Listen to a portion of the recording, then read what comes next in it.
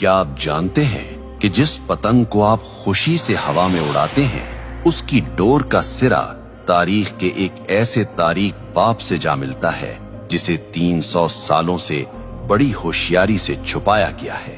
ہم اسے بسنت کہتے ہیں، ہم اسے ثقافت کہتے ہیں، لیکن تاریخ کی پرانی کتابیں کچھ اور ہی کہانی سنا رہی ہیں۔ کیا یہ واقعی بہار کا جشن ہے یا پھر ایک ایسے شخص کا ماتم جس نے تاریخ میں مذہبی نفرت کی بنیاد رکھی تھی؟ آج ہم جذبات کی نہیں، ثبوتوں کی بات کریں گے۔ آج ہم تاریخ کے اس بند دروازے کو کھولیں گے اور آپ کے سامنے وہ حقائق رکھیں گے جو شاید آپ سے ہمیشہ چھپائے گئے۔ ہماری کہانی کا آغاز آج کے لاہور سے نہیں بلکہ 1734 عیسوی یعنی 1734 AD کے سیالکوٹ سے ہوتا ہے۔ یہ مغل بادشاہ محمد شاہ رنگیلا کا دور تھا۔ سیالکوٹ کے ایک مدرسے میں مسلم اور ہندو بچے ساتھ پڑھتے تھے۔ تاریخی کتابوں کے مطابق ایک دن بچوں میں بحث چھڑ گئی۔ مسلم بچوں نے اپنی روایات کی بات کی تو جواب میں ایک ہندو طالب علم حقیقت رائے نے کچھ ایسے الفاظ کہے جو انتہائی گستاخانہ تھے۔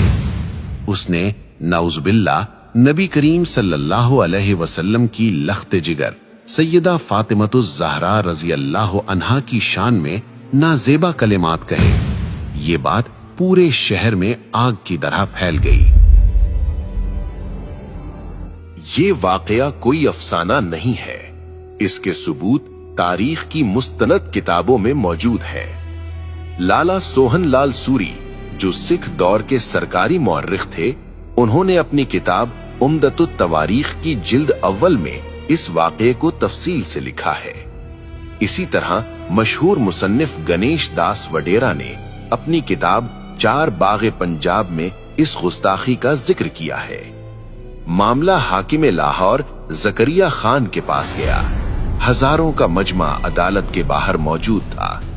شہر کے قاضی نے فتویٰ دیا کہ اس جرم کی معافی صرف ایک صورت میں ہو سکتی ہے کہ حقیقت رائے اسلام قبول کر لے، لیکن اس نے انکار کر دیا۔ قانون کے مطابق اسے سزائے موت سنائی گئی اور تاریخ بتاتی ہے کہ جس دن حقیقت رائے کو سزا دی گئی وہ بسنت پنچمی کا دن تھا۔ اب یہاں یہ جاننا ضروری ہے کہ بسنت پنچمی اصل میں ہے کیا؟ ہندو تقویم کے مطابق یہ بہار کی آمد کا پہلا دن ہوتا ہے۔ بسنت کا مطلب ہے بہار اور پنچمی کا مطلب ہے 5واں دن۔ یہ دن علم اور فن کی دیوی سرسوتی کی پوجا سے منسوب ہے۔ اس دن ہر طرف زرد رنگ نظر آتا ہے۔ لوگ زرد کپڑے پہنتے ہیں اور پیلے پکوان بناتے ہیں کیونکہ زرد رنگ سرسوں کے کھلتے ہوئے پھولوں اور زندگی کی علامت سمجھا جاتا ہے۔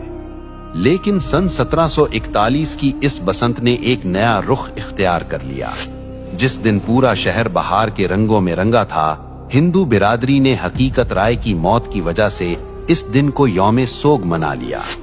کہا جاتا ہے کہ اس کی یاد میں انہوں نے آسمان کی بلندیوں کی طرف پتنگیں اڑانا شروع کی تاکہ اس کی روح کو خراج تحسین پیش کیا جا سکے اور یہ پیغام دیا جائے کہ ایک معصوم کی روح آسمانوں کی وسعتوں میں آزاد ہے۔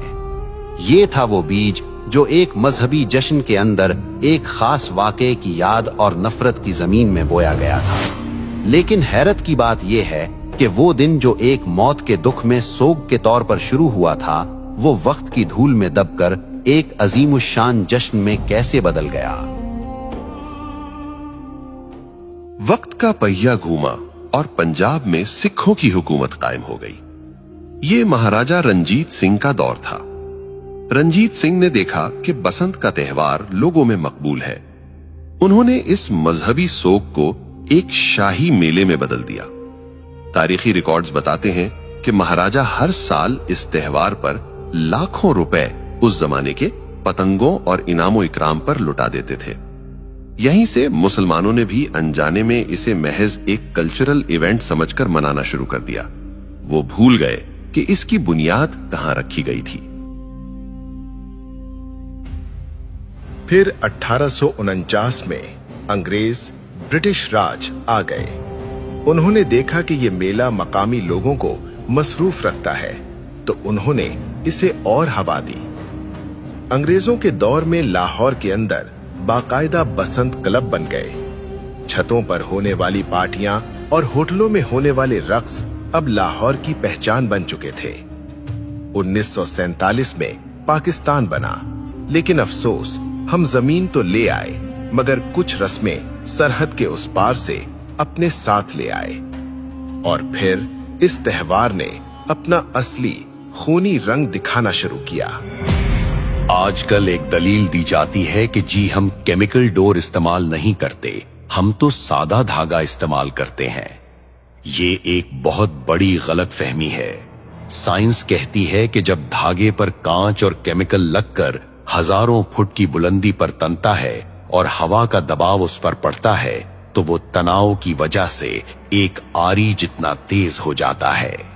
जब वो मोटरसाइकिल पर जाते हुए किसी इंसान के गले से टकराता है तो वो केमिकल हो या ना हो, वो शहरक काट देता है। ये महज हादसा नहीं होता, ये कत्ल है। आइए जज्बाती बातों को छोड़कर आदादो शुमार स्टैटिस्टिक्स देखते हैं। पुलिस रिकॉर्ड और अस्पतालों के डेटा के मुताबिक सिर्फ 2006 से 2009 के 3 खूनी सालों में लाहौर, फैसलाबाद और गुजरांवाला में 119 अफराद इस खूनी खेल की नजर हुए।